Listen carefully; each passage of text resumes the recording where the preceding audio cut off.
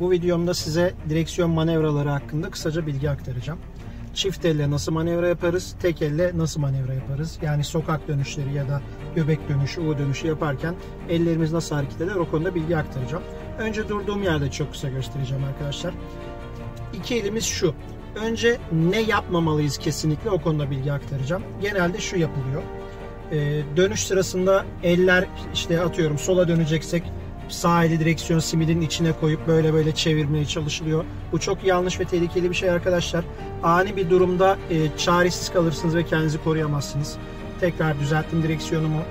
Onun dışında yapmamamız gereken şeylerden ikincisi şu. Direksiyonumuzu kırdık, manevramızı yapıyoruz. Arabayı düzelttik ama atıyorum sağ elim solda kaldı, sol elim sağda kaldı ya da eller böyle çapraz kaldı, kilitlendi. Karşımıza ani bir şey çıktığı zaman ne yapacağız? Yani şu an ne yapabiliriz? Bir düşünün arkadaşlar. Hiçbir şey yapamayız. O yüzden dönüş bittiğinde sağ elimin sağa gelip sol elimin sola gelmesi çok önemli. Direksiyonumu tekrar bakıyorum. Şimdi sonuna kadar sağa çevirdim ve tekrar topladım. Bunun dışında arkadaşlar çift el manevra yaparken nasıl yapacağız? Diyelim ki direksiyonu sola döndürüyorum. Dönebildiği yere kadar döndürdüm. Haliyle bakın sol elim daha fazla yukarı gitmiyor değil mi? Yapacağım şey sol elimi alttan dolaştırıp geri alıp tekrar iki elimin yan yana gelmesini sağlamak. Sağa döndürdüğüm zaman da aynı şekilde bakın belli bir miktar döndürüyorum. Sonra altta kalan elim hangisi ise daha fazla yukarı çıkamayacağı için alıp destekliyorum direksiyonu. Onunla döndürmeye devam ediyorum. Bu kadar basit arkadaşlar.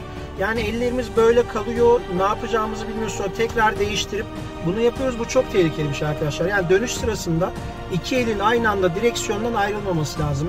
Biri mutlaka direksiyonda olacak.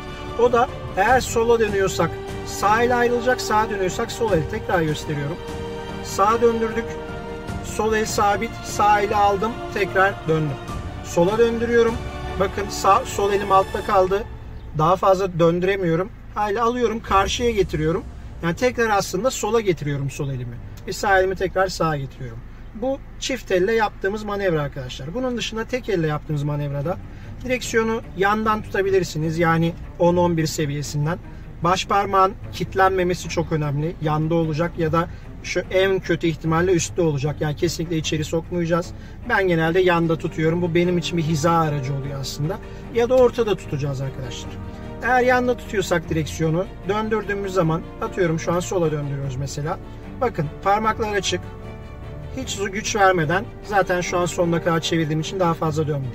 Sağa döndürdüğüm zaman bakın direksiyonu parmaklarımı kilitlemiyorum. Rahat bırakıyorum.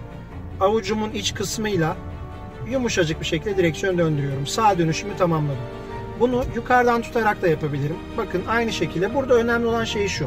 Yukarıda başladım.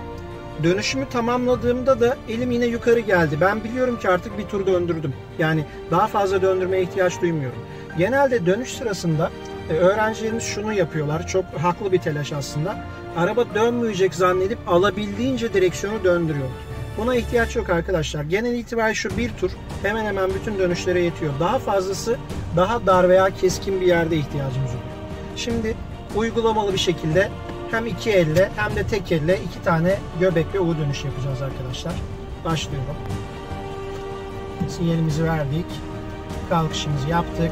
Kalkarken mutlaka sinyal veriyoruz arkadaşlar. Şerit değiştirmeyeceksek bile sinyal vermemiz gerekir. Evet, biraz sonra sol şeride geçeceğim çünkü ileride bir dönüş yapacağım. Bakın şu an tek elle gidiyoruz. Şu yanımdaki kamyonda geçsin. Sonrasında sol şeride gideceğiz. Evet, direksiyonu hiç kırmadan sola yavaş yavaş kaydırdım. Sadece hafif bir yön verdim direksiyonu. İlk göbek dönüşümü çift elle yapacağım arkadaşlar. Şu an iki elle gidiyoruz. Ben tek elle zorlanıyorum hocam. İki elle döneceğim diyenler için gösteriyorum. Sinyalimizi verdik. Göbeğe geldik. Evet. Manevraya başladım. Bakın sol elim bitti. Daha dönmüyor. Karşıya aldım. Döndürmeye devam ettim. Neredeyse bir tur yetti. Daha fazla döndürmeye ihtiyaç duymadım. Arabam sağ şeride kadar geldi. Tekrar aynı manevranın tersini yapıp iki elimi yine yana aldım. Yani şu hareketi tamamlayıp sağ elimi sağa, sol elimi sola aldım. Şimdi bir kere daha buradan döneceğiz. Yine U dönüşü olacak bir sonraki. Şerit değiştiriyorum şu anda. Evet arkadaşlar, bir yerde U dönüşü yapacaksanız ve o U dönüşünden önce bir cep varsa, yani ek bir şerit açılmışsa, bağlantı yolu diyebiliriz buna. Mutlaka o yan yola, yan şeride, her neyse girmeniz gerekir. Direkt ana caddeden giderek U dönüşünüzü yapmayın arkadaşlar. Bakın yan yola cebe girdim, sinyalimi verdim. Çift el tutuyorum. Baktım gelen giden yok. Bakın manevramı yaptım. Tabi araba hareket ederken. Sol elimi karşıya getirdim. Sonuna kadar kırdım. Çünkü U dönüşünde sonuna kadar kırmam gerekiyor. Tekrar aynı manevrayı sağa döndürüyormuş gibi yapıp tekrar sağ elimi aynı yere aldım. Gördüğünüz gibi sağ elim sağda, sol elim solda.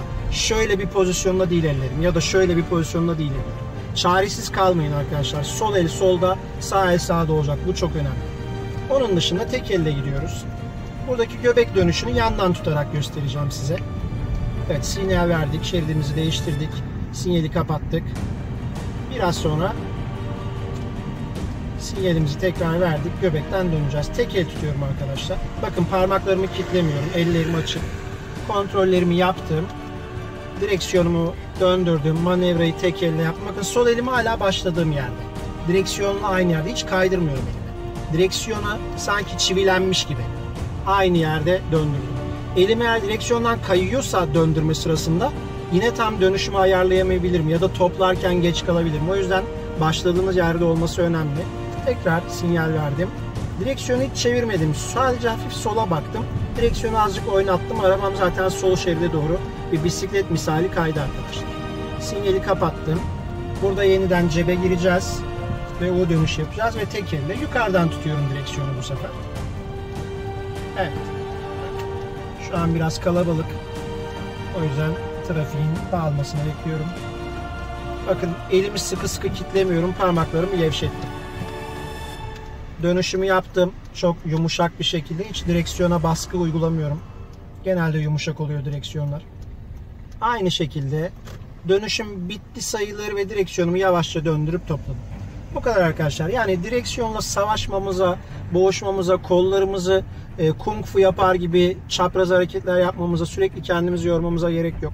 Ne kadar sakin olursak, ne kadar böyle uzay filmlerindeki insanların süzülüşü gibi ağır çekimde hareket edersek o kadar güzel sürüş yapacağız. Umarım bu video sizler için faydalı olmuştur. Beğendiğiniz için teşekkür ederim arkadaşlar. Hoşça kalın.